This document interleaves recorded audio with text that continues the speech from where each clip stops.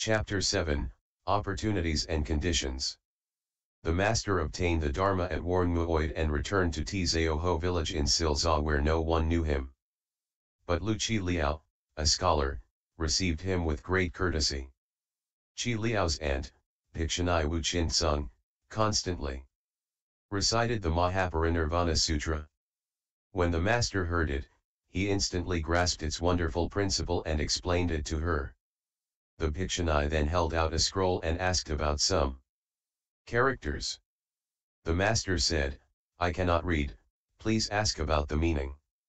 "If you cannot even read, how can you understand the meaning?" asked the Bhikshani. The master replied, "The subtle meaning of all Buddhas is not based on language."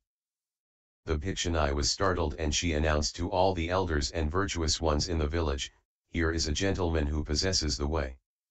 We should ask him to stay and receive our offerings."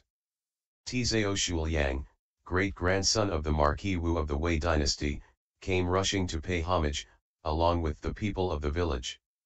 At that time the pure dwellings of the ancient Bolarm temple, which had been destroyed by war and fire at the end of the Sui dynasty, were rebuilt on their old foundation.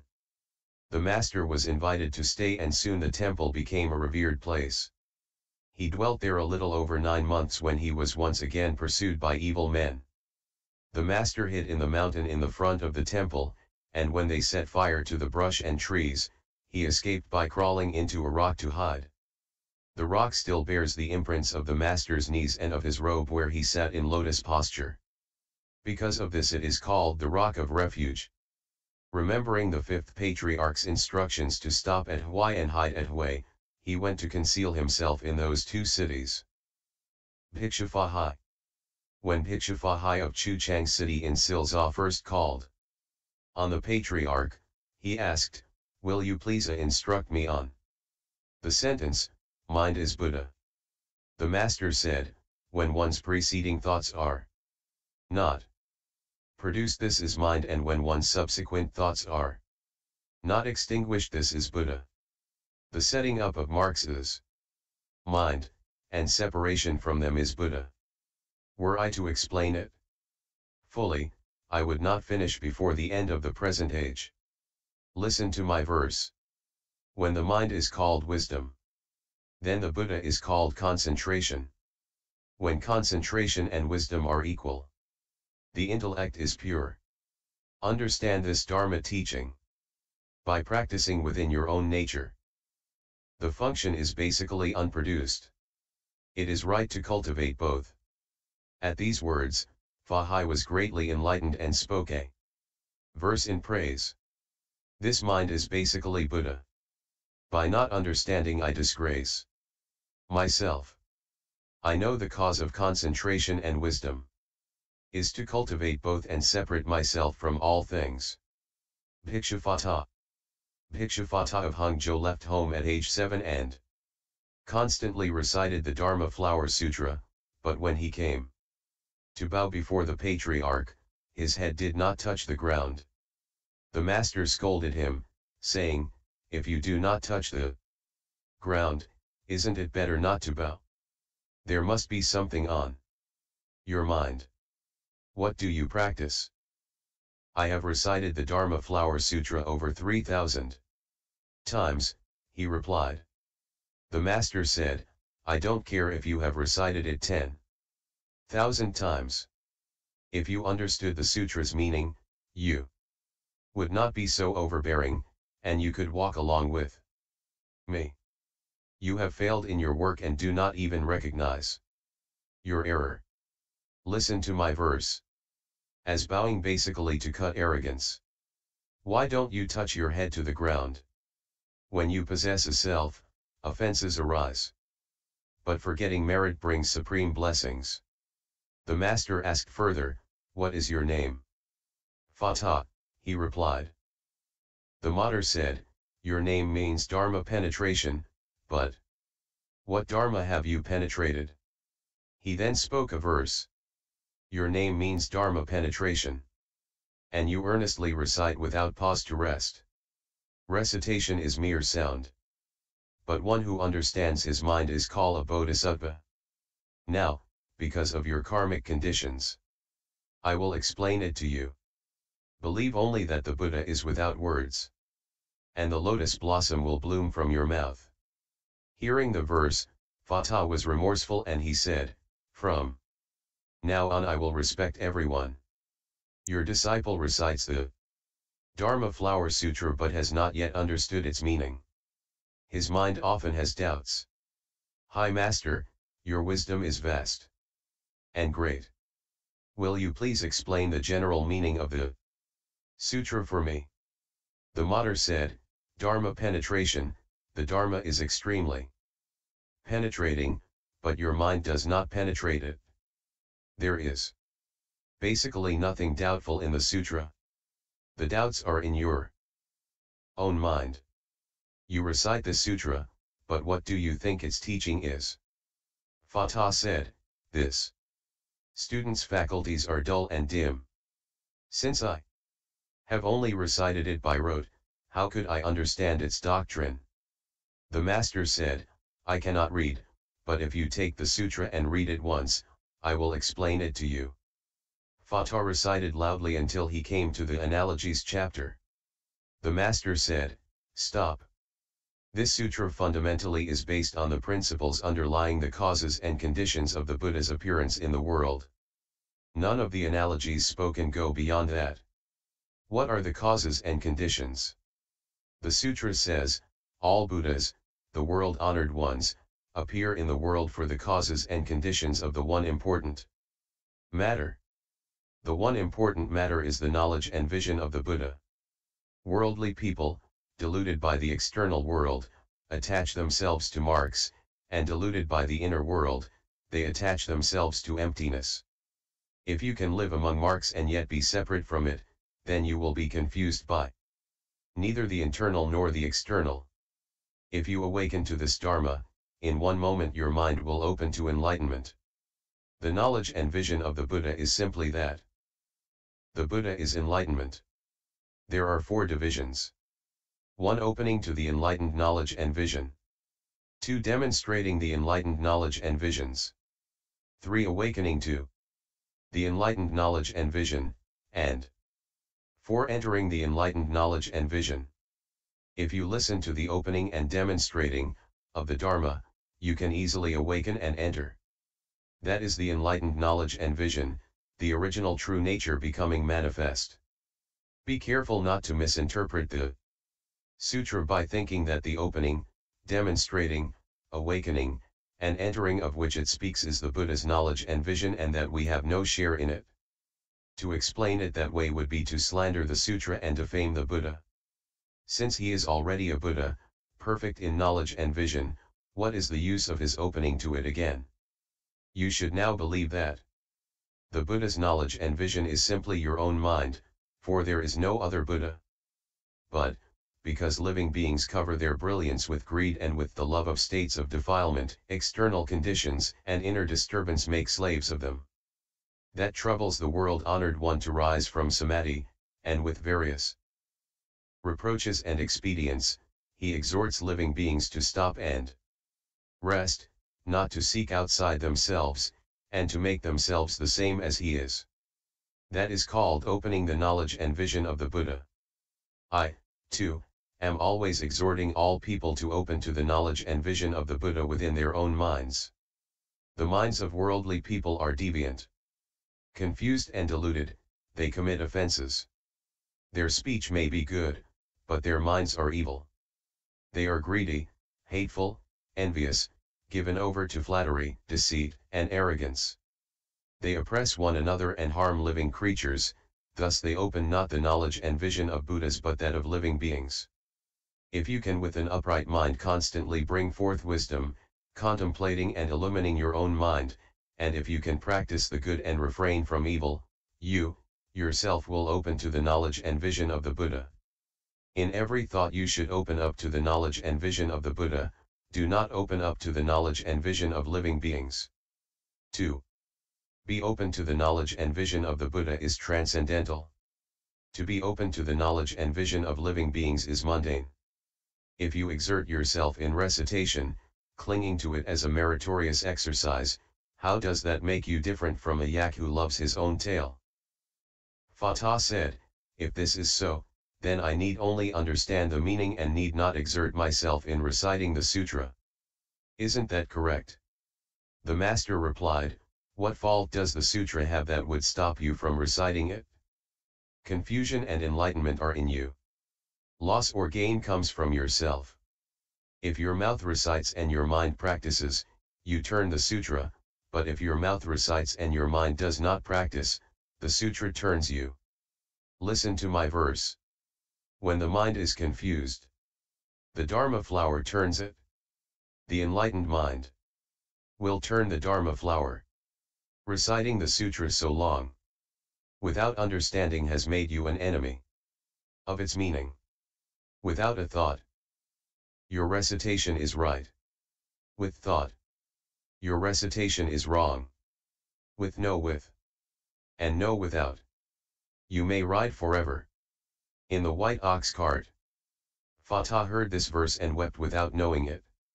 At the moment the words were spoken, he achieved a great enlightenment and said to the master, until today I have never actually turned the Dharma flower, instead it has turned me.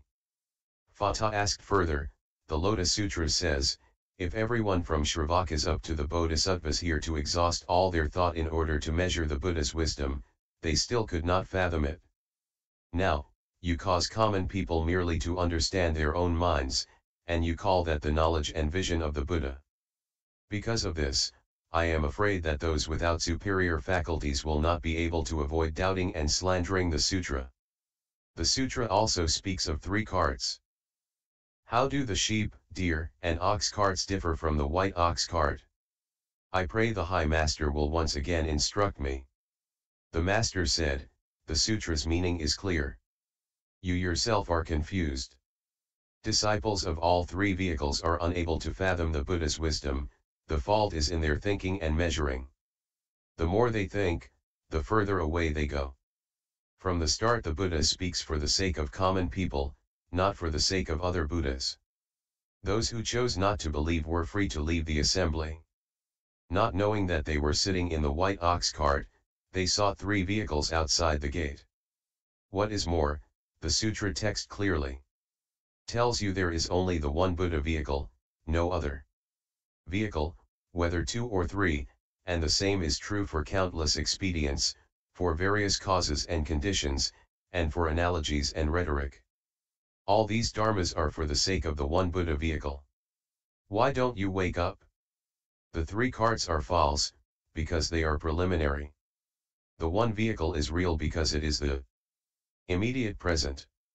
You are merely taught to go from the false and return to the real. Once you have returned to reality, the real is also nameless. You should know that all the treasure and wealth is ultimately your own, for your own use.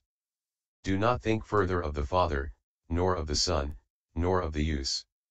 That is called maintaining the Dharma Flower Sutra. Then from Eon to Eon your hands will never let go of the scrolls, from morning to night you will recite it unceasingly. Fatah received this instruction and, overwhelmed with joy, he spoke a verse. 3,000 sutra recitations. At Tsokai not one single word. Before I knew why he appeared in the world. How could I stop the madness of accumulated births?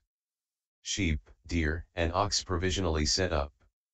Beginning, middle, end, well set forth. Who would have thought that within the burning house originally the king of Dharma dwelt? The master said, from now on you may be called the monk mindful of the sutra. From then on, although he understood the profound meaning, Fatah continued to recite the sutra unceasingly. Bhikshachi Tiong. Bhikshachi Tiong, a native of Anfeng in Silza, had read the Lankavatara Sutra over 1,000 times but still did not understand the 3 bodies and the 4 wisdoms. He made obeisance to the master, seeking an explanation of the meaning. The master said, the 3 bodies are, the clear, pure Dharma body, which is your nature, the perfect, full, reward body, which is your wisdom, and the 100 thousand myriad transformation bodies, which are your conduct. To speak of the three bodies as separate from your original nature is to have the bodies but not the wisdoms. 2. Remember that the three bodies have no self-nature is to understand the four wisdoms of Bodhi. Listen to my verse. Three bodies complete in your own self-nature, when understood, become four wisdoms. While not apart from seeing and hearing, transcend them and ascend to the Buddha realm. I will now explain it for you. If you are attentive and faithful, you will never be deluded. Don't run outside in search of them. By saying Bodhi to the end of your days. Chi Tiong asked further, may I hear about the meaning of the four wisdoms? The master said, since you understand the three bodies, you should also understand the four wisdoms. Why do you ask? Again, to speak of the four wisdoms as separate from the three bodies is to have the wisdoms but not the bodies, in which case the wisdoms become non-wisdoms. He then spoke this verse. The wisdom of the great, perfect mirror is your clear, pure nature. The wisdom of equal nature is the mind without disease. Wonderfully observing wisdom. In seeing without effort. Perfecting wisdom is the same as the perfect mirror. 5, 8, 6, 7. Effect and cause both turn. Merely useful names. They are without real nature. If, in the place of turning, emotion is not kept, you always and forever dwell in Naga concentration. Note, the transformation of consciousness into wisdom has been described. The teaching says, the first 5 consciousnesses turned become the perfecting wisdom, the 6th consciousness turned becomes the wonderfully observing wisdom, the 7th consciousness turned becomes the wisdom of equal nature, the 8th consciousness turned becomes the wisdom of the great perfect mirror. Although the 6th and 7th are turned in the cause and the first 5 and the 8th in the effect, it is merely the names which turn. Their substance does not turn. Instantly enlightened to the nature of wisdom, Chi Tiong submitted the following verse. Three bodies are my basic substance. Four wisdoms my original bright mind. Body and wisdom in unobstructed fusion. In response to beings I accordingly take form. Arising to cultivate them is false movement. Holding to or pondering over them a waste of effort. Through the master I know the wonderful principle. And in the end I lose the stain of names. Bhiksha Chi Chang. Bhiksha Chi Chang, a native of Kishi in Sunza, left home when he was a child and resolutely sought to see his own nature. One day he called on the master, who asked him, where are you from and what do you want? Chi Chang replied, your student has recently been to Pai Fen Mountain in Hangzhou to call on the High Master Ta Tiong and receive his instruction on the principle of seeing one's nature and realizing Buddhahood. As I have not yet resolved my doubts, I have come from a great distance to bow reverently and request the Master's compassionate instruction. The Master said, what instruction did he give you? Try to repeat it to me. Chi Chang said, after arriving there, 3 months passed and still I had received no instruction. Being eager for the Dharma, one evening I went alone into the abbot's room and asked him, what is my original mind and original substance? Ta Tiong then said to me, do you see empty space? Yes, I said, I see it. Ta Tiong said, do you know what appearance it has? I replied, empty space has no form. How could it have an appearance? Ta Tiong said, your original mind is just like empty space. To understand that nothing can be seen is called right seeing, to know that nothing can be known is called true knowing. There is nothing blue or yellow, long or short. Simply seeing the clear, pure original source, the perfect, bright enlightened substance, This is what is called seeing one's nature and realizing Buddhahood. It is also called the knowledge and vision of the Tathagata. Although I heard his instruction, I still do not understand and beg you, O Master, to instruct me. The Master said, your former Master's explanation still retains the concepts of knowing and seeing, and that is why you have not understood. Now, I will teach you with a verse.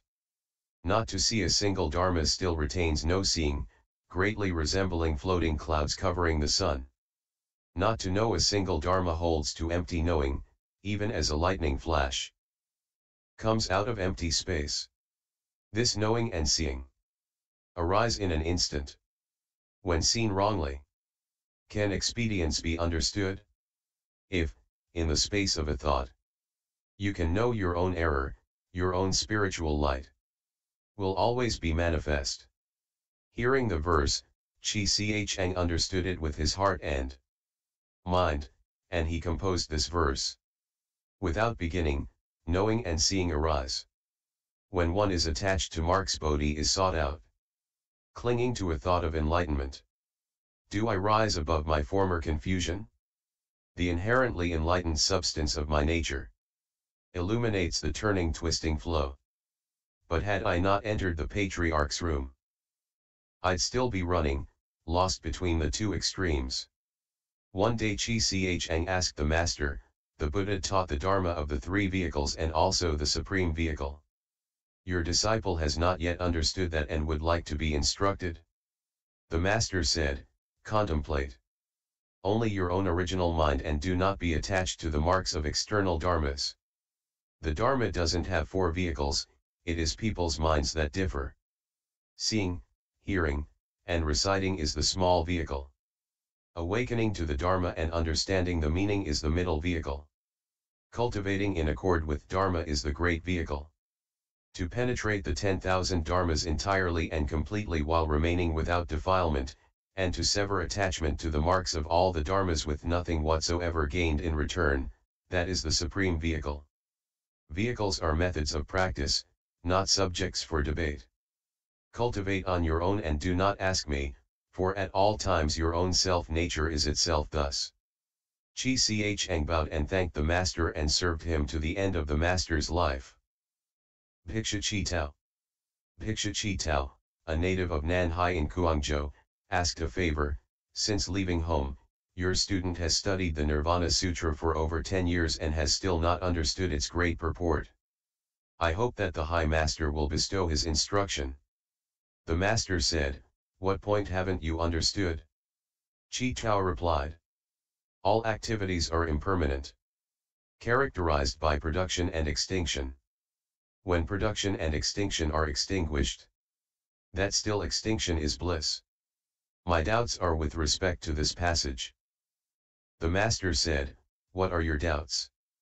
All living beings have two bodies, Chi Tao replied, the physical body and the Dharma body. The physical body is impermanent and is produced and destroyed. The Dharma body is permanent and is without knowing or awareness. The sutra says that the extinction of production and extinction is bliss, but I do not know which body is in tranquil extinction and which receives the bliss. How could it be the physical body which received the bliss? When this physical body is extinguished, the four elements scatter. That is total suffering, and suffering cannot be called bliss. If the Dharma body were extinguished, it would become like grass, trees, tiles, stones, then what would receive the bliss? Moreover, the Dharma nature is the substance of production and extinction, and the five heaps are the function of production and extinction. With one body having five functions, production and extinction are permanent. At the time of production, the functions arise from the substance, and at the time of extinction, the functions return to the substance. If there were rebirth, then sentient beings would not cease to exist or be extinguished. If there were not rebirth, they would return to tranquil extinction and be just like insentient objects. Thus all dharmas would be suppressed by nirvana and there would not even be production. How could there be bliss? The Master said, you are a son of Shakya. How can you hold the deviant views of annihilationism and permanence which belongs to other religions and criticize the supreme vehicle Dharma? According to what you say, there is a Dharma body that exists apart from physical form and a tranquil extinction to be sought apart from production and extinction. Moreover, you propose that there is a body which enjoys the permanence and bliss of nirvana. But that is to grasp tightly onto birth and death and indulge in worldly bliss. You should now know that deluded people mistook the union of 5 heaps for their own bodies and discriminated dharmas as external to themselves. They loved life, dreaded death, and drifted from thought to thought, not knowing that this illusory dream is empty and false. They turned vainly around on the wheel of birth and death and mistook the permanence and bliss of nirvana for a form of suffering. All day long they sought after something else.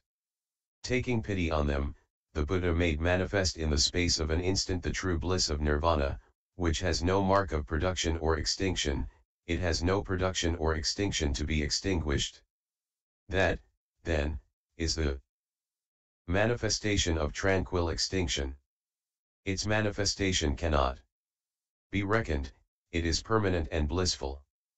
The bliss has neither an enjoyer nor a non-enjoyer. How can you call it one substance with 5 functions? Worse, how can you say that nirvana suppresses all dharmas, causing them to be forever unproduced? That is to slander the Buddha and defame the Dharma. Listen to my verse. Supreme, great nirvana is bright, perfect, permanent, still and shining. Deluded common people call it death. Other teachings hold it to be annihilation. All those who seek 2 vehicles regard it as non-action. Ultimately these notions arise from feeling and form the basis for 62 views, wrongly establishing unreal names. What is the true, real principle? Only one who has gone beyond measuring, penetrates without grasping or rejecting, and knows that the Dharma of the 5 heaps, and the self within the heaps, the outward appearances a mass of images, the mark of every sound, are equally like the illusion of dreams. For him, views of common and holy do not arise, nor are explanations of nirvana made. The 2 boundaries, the 3 limits are cut off. All organs have their function, but there never arises the thought of the function. All dharmas are discriminated, without a thought of discrimination arising. When the fire at the aeon's end burns the bottom of the sea, and the winds blow the mountains against each other, the true, permanent, still extinct bliss, the mark of nirvana is thus. I have struggled to explain it, to cause you to reject your false views. Don't understand it by words alone, and maybe you'll understand a bit of this. After hearing this verse, Chi Tao was greatly enlightened. Overwhelmed with joy, he made obeisance and withdrew. Bhiksha Xingsu. Dhyana Master Xingsu was born into the Lu family, which lived in an Cheng district in Chizhou. Hearing of the flourishing influence of the Tsokai Dharma assembly, Xingsu went directly there to pay homage and asked, what is required to avoid falling into successive stages? The master said, what did you do before coming here? He replied, I did not even practice the holy truths. The master said, then into what successive states could you fall? He replied, if one isn't practicing the 4 holy truths, what successive stages are there? The master greatly admired his capacity and made him the leader of the assembly. One day the master said, you should go elsewhere to teach. Do not allow the teaching to be cut off. Having obtained the Dharma, Xingsu returned to Cheng Mountain in Chizhou, to propagate the Dharma and transform living beings. After his death he was given the posthumous title Dhyana Master Hung Chi. Dhyana Master Huizhang.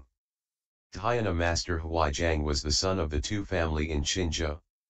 He first visited National Master An of Sung Mountain, who told him to go to Tsokai to pay homage.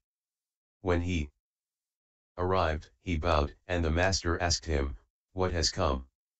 He replied, "Sung Shan." The master said, "What thing is it and how does it come?"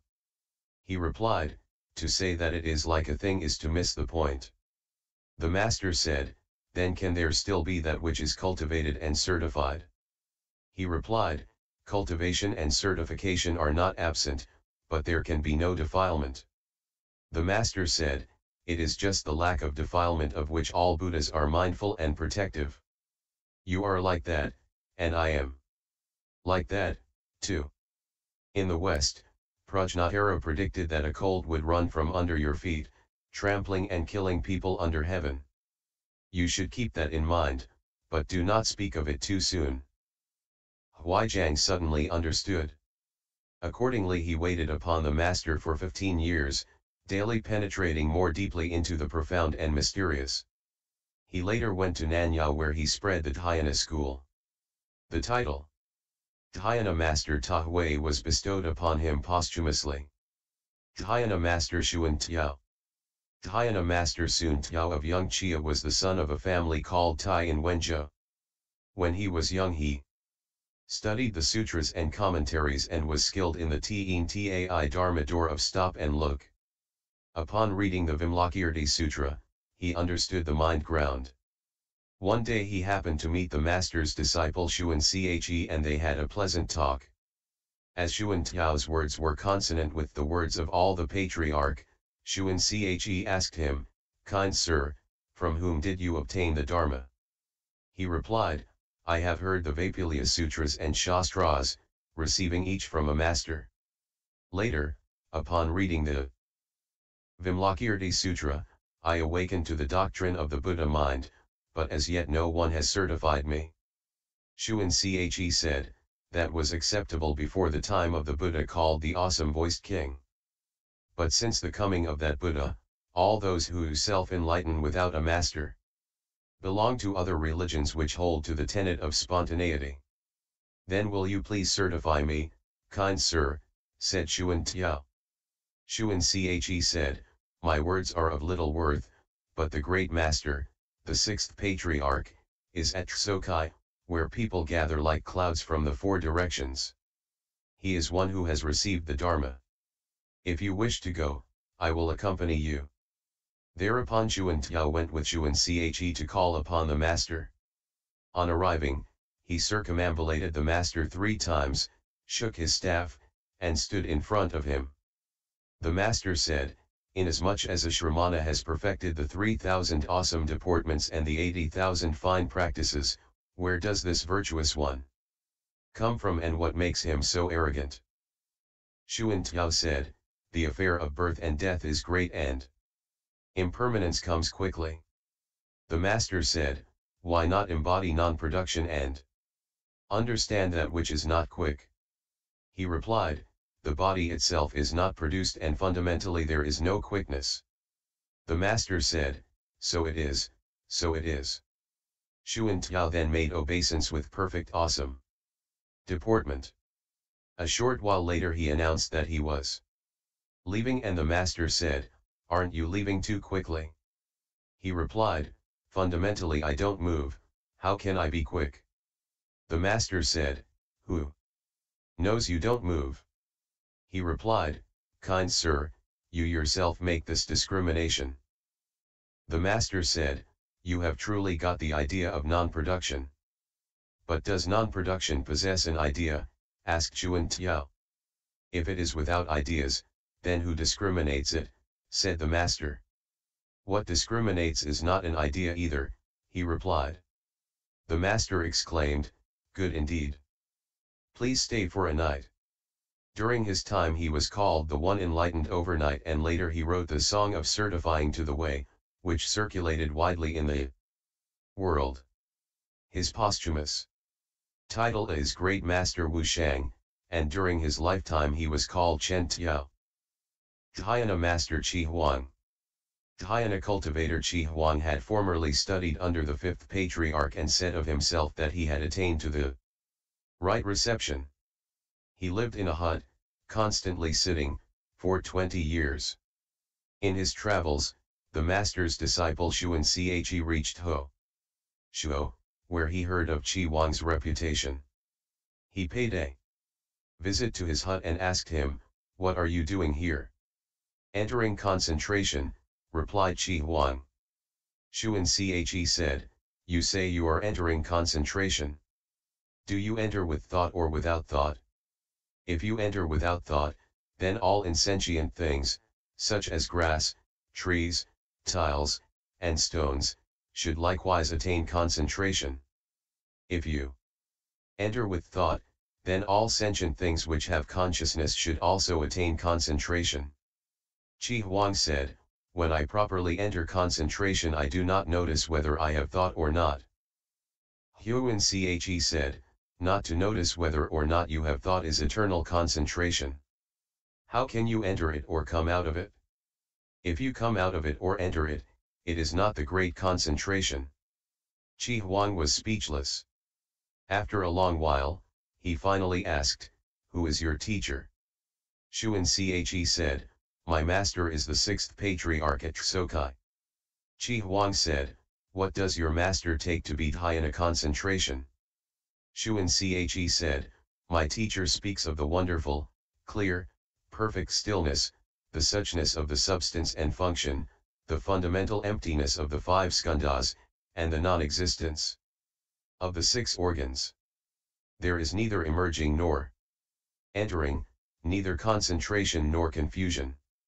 The nature of dhyana is non-dwelling and is beyond the act of dwelling in dhyana stillness. The nature of dhyana is unproduced and beyond the production of the thought of dhyana.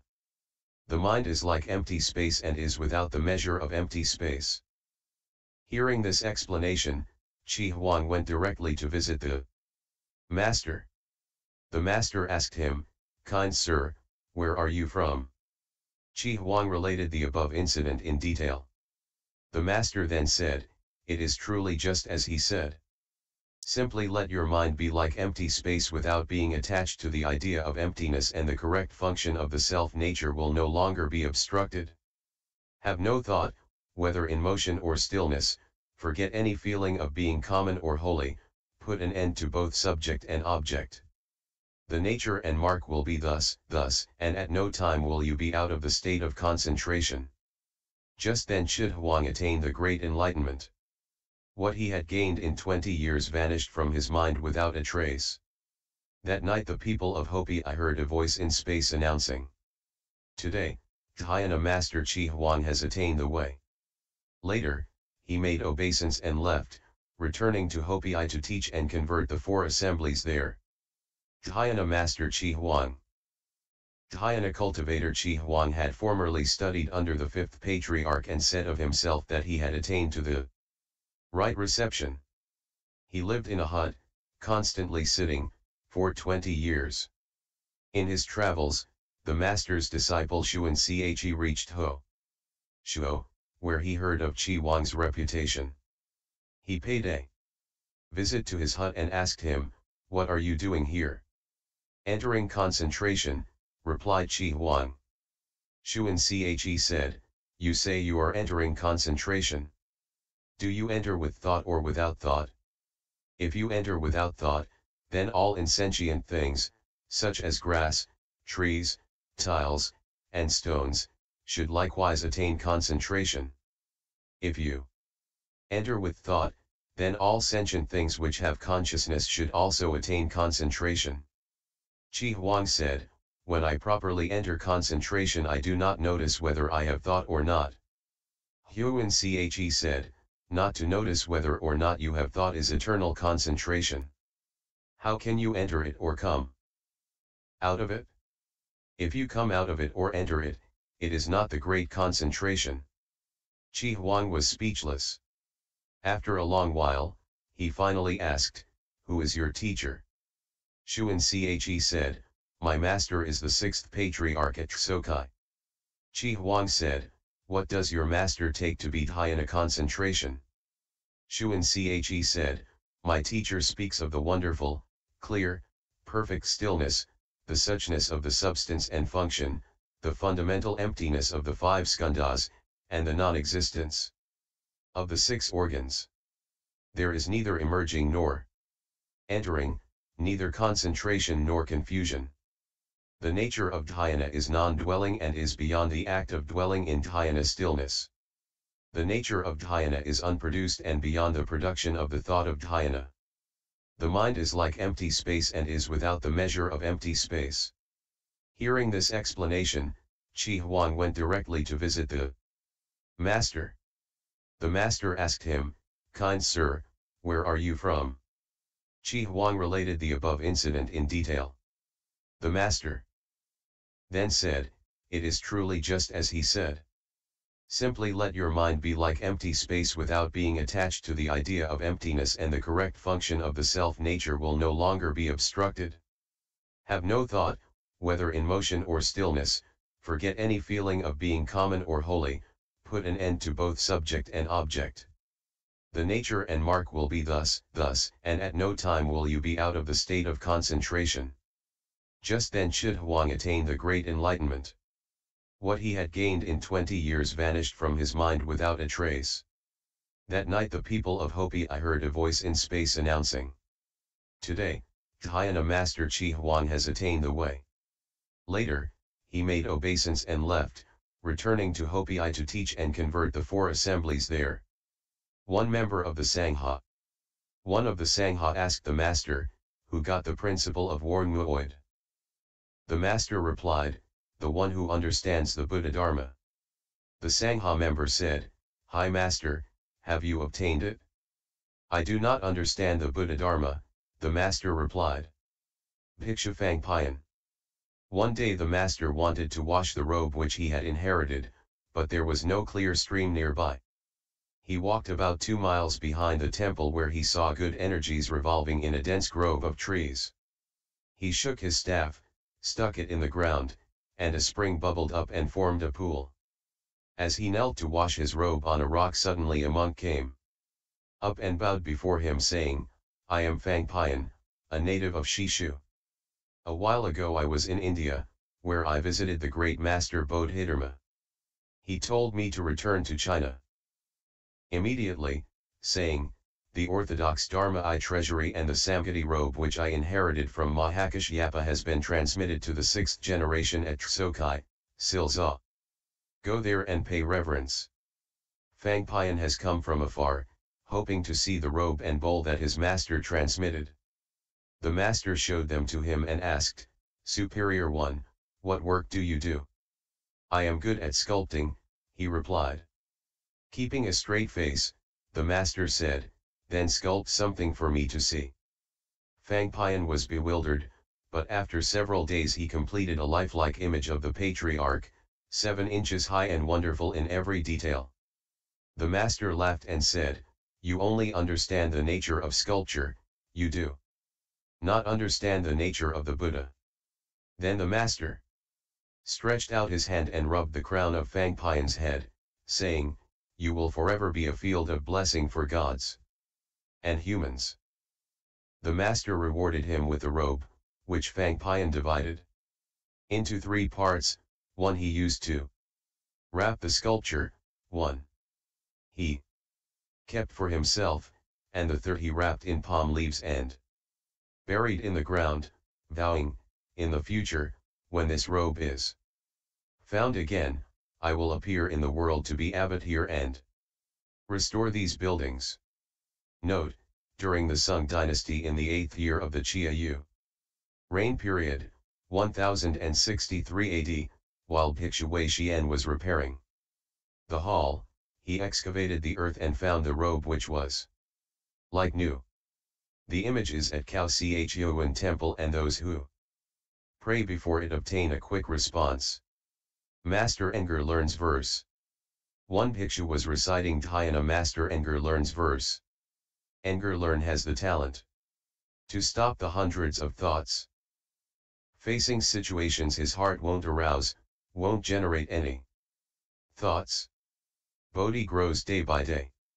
When the master heard it, he said, "This verse shows no understanding of the heart ground, and to cultivate according to it will increase one's bondage." Then he spoke this verse: Huineng has no talent. He does not stop the hundreds of thoughts. Facing situations his heart frequently uprises. How does the Bodhi grow? Chapter 8, Sudden and Gradual.